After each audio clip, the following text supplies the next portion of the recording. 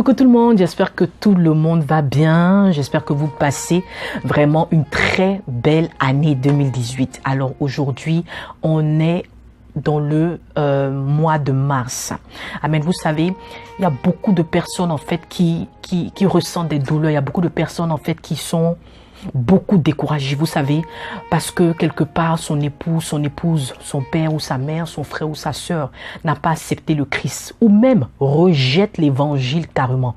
Ils détestent et ont horreur d'entendre église, ont horreur d'entendre tout ce qui est Jésus-Christ, tout ce qui est église, tout ce qui est évangile. Ils ont horreur d'entendre ça. Aujourd'hui, des foyers ont été séparés. Aujourd'hui, des familles ont été divisées à cause de l'évangile. Mais je suis venu parler à une catégorie de personnes aujourd'hui. Ces gens-là justement qui rejettent l'évangile. Ces gens-là justement qui ont horreur d'entendre le nom Jésus-Christ de Nazareth. Ces gens-là qui ont horreur ou bien même qui ont aujourd'hui décidé ou alors se sont séparés carrément de leur époux, séparés de leur épouse, séparés de leurs membres de famille, les enfants par exemple, parce qu'ils ont accepté le Seigneur. Et je suis venu te dire à toi qui as horreur de l'évangile, à toi qui déteste Jésus-Christ de Nazareth, à toi qui ne veux même pas entendre un chant, une louange, une adoration à Dieu. Oui, il y en a des gens comme ça, vous comprenez. C'est à toi que je suis venu parler aujourd'hui pour te dire que oui, Dieu peut t'utiliser.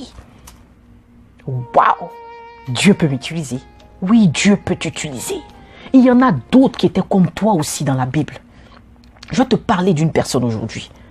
Vous savez, la plupart du temps, quand on parle de Paul dans la Bible, tout le monde dit « Oh, Paul était un enseignant. Oh, Paul était rempli de sagesse. Oh, Paul était celui-là même qui avait la parole. Oh, Paul était ceci, Paul était cela. » Mais Paul aussi était, je vais te donner les caractéristiques de Paul. Qui était Paul?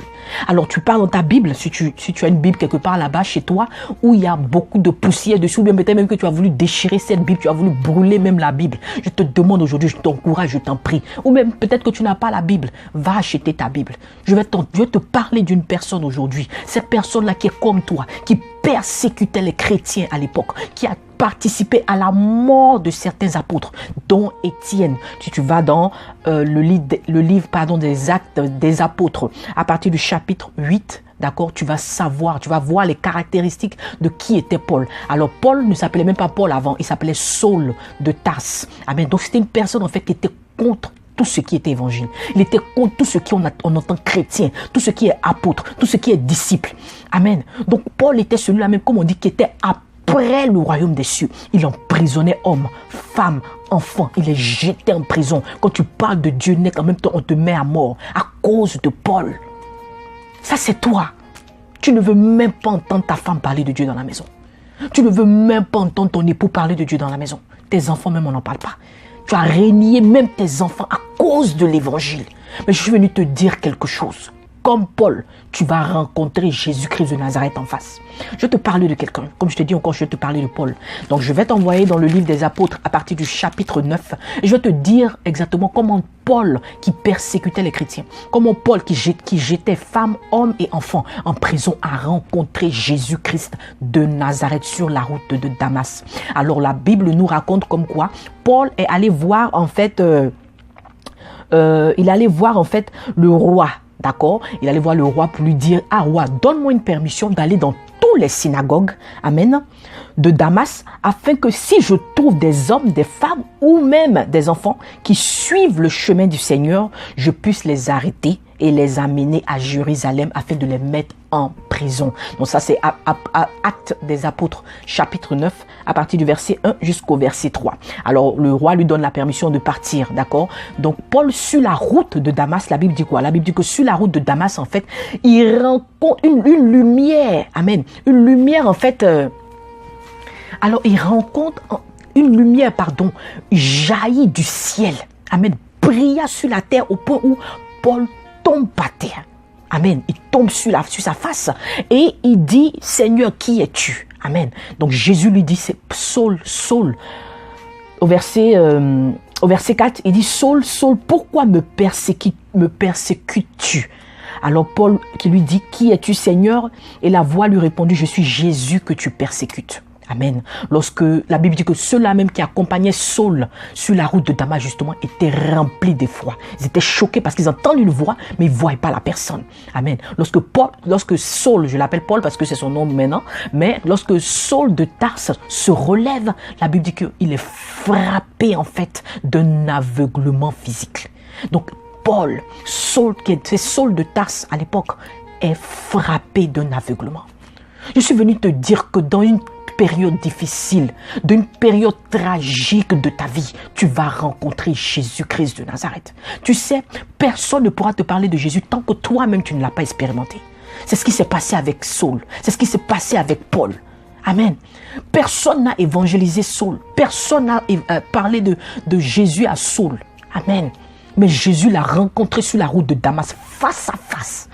C'est cette rencontre-là dont toi tu as besoin. Toi qui persécutes tes enfants, toi qui persécutes ta femme, toi qui persécutes tout ce qui est dit christianité. Amen. Tout ce qui est en rapport avec Jésus, tout ce qui est en rapport avec la Bible, tout ce qui est en rapport avec l'Église. Tu détestes, tu en as horreur. Quand tu entends ça même, en fait, tu rentres dans une colère noire. Amen. C'est à toi que je suis venu parler aujourd'hui. Tu sais, Jésus t'aime. Même si tu peux penser le contraire, moi, Audrey, je suis venu te dire que c'est à toi que ce message-là est adressé aujourd'hui. Je ne sais même pas où tu te trouves. Je ne sais même pas dans quel continent tu te trouves. Que tu sois en Asie, que tu sois en Europe, que tu sois en Afrique, en Amérique, en Orient. Je ne sais même pas où tu te trouves, mais je sais une seule chose, que ce message-là est seulement pour toi aujourd'hui. Je suis venu te dire que comme Saul de Tarse a rencontré Jésus-Christ de Nazareth, toi aussi, tu rencontreras Jésus-Christ de Nazareth. Personne ne t'évangélisera, personne ne te parlera de Jésus. Amen. Mais tu vas le rencontrer et lui-même va changer tout ce qui est négativité en toi et changer cela en positivité. Vous savez, à tous ceux-là même qui expérimentent ça, un parent, un enfant, un époux qui est horreur de l'évangile, je suis venu te dire aussi à toi aussi qu'il y a espoir. Avec Dieu, tout est possible. Toi, fléchis tes genoux, continue à prier. Amen. Continue à prier, pose tes genoux sur le sol et crie à Dieu pour ton époux, crie à Dieu pour ton père, crie à Dieu pour ta mère, crie à Dieu pour tes enfants. Parce qu'un jour, dans une période difficile, dans une situation tragique, ils rencontreront celui-là qu'on appelle Jésus-Christ de Nazareth. Amen. Donc vraiment, je ne sais pas pourquoi en fait, l'Esprit de Dieu m'a conduit sur ce chapitre-là. Vous comprenez? Mais comme je le dis encore, rien n'arrive par hasard. Rien n'arrive par hasard, rien n'arrive par hasard. Ton mari, ta femme, ton père, ton enfant, tes frères, tes sœurs vont rencontrer eux aussi Jésus-Christ de Nazareth. Ce n'est qu'une question de temps, ce n'est qu'une question d'années, ce n'est qu'une question de mois, ce n'est qu'une question de minutes, ce n'est qu'une question d'heures. Toi, garde la foi, sachant qu'un jour, ton époux et tes frères, tes sœurs, ceux-là même que tu aimes, rencontreront aussi Jésus-Christ de Nazareth.